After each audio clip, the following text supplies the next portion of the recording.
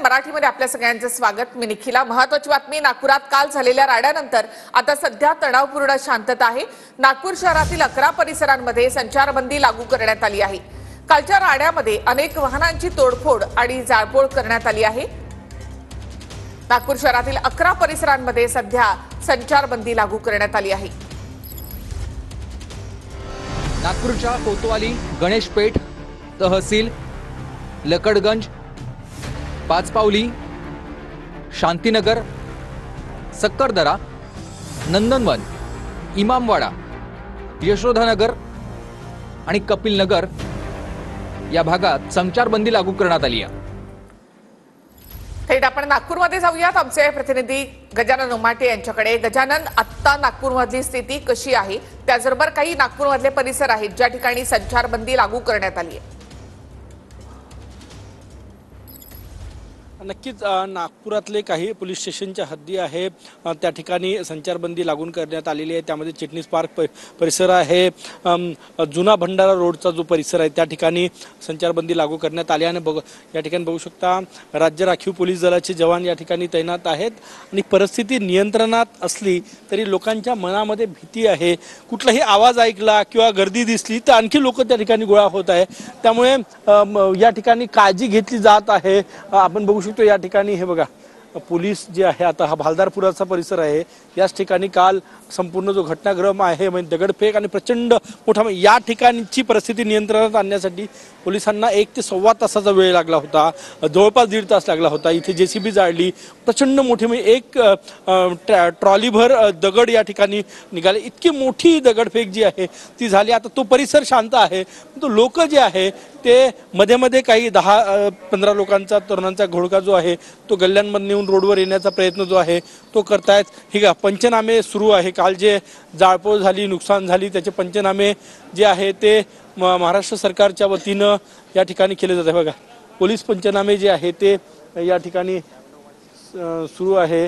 महसूल विभाग, जिल्हाधिकारी कार्यालय, जिल्हाधिकारी कार्यालयाचे कर्मचारी आलेले आहे। आणि काय सर, काय करताय नेमकं?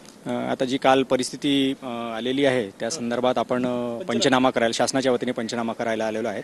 त्यामध्ये आमच्या टीमकडे, आमच्या टीमचे लीडर ब्रह्मे साहेब, सर्कल इन्स्पेक्टर नागपूर शहर, आमच्याकडे 9 वाहनांची चौकशी करण्याचे आदेश आलेले आहेत। कुठले वाहन आहे? त्यामध्ये क्रेन आहे, यादी दाखवू। याच्यामध्ये एक 4 चाकी वाहन आहे, एक क्रेन आहे, एक जेसीबी आहे, सरकारी वाहन आहे ज्यांची जाळपोळ झालेली आहे। त्यांचे सर्व नुकसान झालं याचा एस्टिमेट तयार करतो। हा, एस्टिमेट करतात आणि त्याच्या आणि आमच्यासोबत आता ते आरटीओ पण येणार आहे, तर त्यांच्यासोबत मिळून आम्ही ते सर्व महसूल कलेक्टर जे आहे डॉक्टर विपिन इटनकर यांच्या आदेशानं आता त्यांची टीम या ठिकाणी पोहोचलेली आहे। पंचनामे करण्याचं काम या ठिकाणी सुरू आहे, कारण की जे नुकसान झालं ते मोठं आहे। ही हायड्रा मशीन कोट्यावधी रुपयाची आहे, जेसीबी मशीन जाळण्यात आलेलं आहे, अनेक वाहनं जाळण्यात आलेले आहे। त्यामुळे आता कारण की पुढचा प्रश्न हा नुकसान भरपाईचा येणार, त्यामुळे सरकारची जी प्रक्रिया आहे ती प्रक्रिया या ठिकाणी पूर्ण केली जात आहे आणि तीच प्रक्रिया या ठिकाणी सुरू आहे। पंचनामे जे आहे ते या ठिकाणी सुरू केलेले आहे। 2-3 महसूल विभागाकडनं पंचनामे सुरू आहे, पोलीस विभागाकडनं आरोपींचा शोध घेण्याचं काम सुरू आहे। दुसरीकडे शांतता कशी प्रस्थापित होईल याचा प्रयत्न जो आहे तो त्या ठिकाणी केला जातो आहे। आत्ता या परिसरात कुणालाही कुठल्या गल्लीत जायचं असेल, बाहेर पडायचं असेल तर त्याला विचारलं जातं, सोडलं जात नाही। बघा, एक आलेले वाहनं इथनं परत पाठवले जात आहेत। इतकी तणावाची परिस्थिती, म्हणजे इतकी स्ट्रिक्ट संचारबंदी या ठिकाणी लागू केलेली आहे पोलिसांनी। हे बघा, हा ऑटो पण जाऊ देत नाही, आता इथे थांबलेले आहे। याच गल्ल्या, ज्या गल्ल्या मी दाखवतोय बघा तुम्ही, ह्या तुम्हाला या गल्ल्यांमधनं काल 100-150 लोकांचा घोळका यायचा आणि इथून आले की इथनं दगडफेक करायचे। बघा, ही ज्या गल्ल्या तुम्ही बघताय ना, इथनं यायचे आणि इकडे दगडफेक करायचे आणि पुन्हा पळून जायचे। या सगळ्या गल्ल्यांमध्ये कोम्बिंग ऑपरेशन काल पोलिसांनी केलं। 46 लोकांना अटक केली आणि आणखी मोठ्या संख्येने अटक होईल, कारण की व्हिडिओ आयडेंटिफिकेशन केलं जात आहे पोलिसांकडनं। ज्यांचं व्हिडिओ चित्रीकरण आहे त्यांचं केलं जातं आणि ज्यांना अटक केलेली आहे त्यांच्या मोबाईलवर कोणाचे मेसेज आले, कोणाचे फोन आले याची तपासणी सुद्धा सुरू आहे. त्यामुळे एकालाही सोडलं जाणार नाही हे पोलिसांकडनं सुरू आहे. ज्या परिसरात ही दंगल लागली त्या परिसरात राज्य राखीव पोलीस दलाचे जवान या ठिकाणी फिरतायत आणि महसूल विभागाकडनं आपण हे दृश्य या ठिकाणी बघू शकतो. पंचनामे करण्याचं काम जे आहे ते महसूल विभागाची टीम करतायत. परत एकदा जाऊ, ते एक हायड्रा मशीन जळली, या ठिकाणी ही JCBची मशीन आहे. चोख पोलीस बंदोबस्तामध्ये राज्य राखीव पोलीस दलाच्या जवानांच्या सुरक्षेमध्ये या ठिकाणी महसूल विभागाचे कर्मचारी नुकसानीचे पंचनामे करण्याचं काम जे आहे ते या ठिकाणी करतायत. हे बघा, हे दृश्य या ठिकाणी संपूर्ण, कारण की हे नुकसान किती झालं, एस्टिमेटेड नुकसान किती आहे हा आकडा सादर करावा लागणार आहे.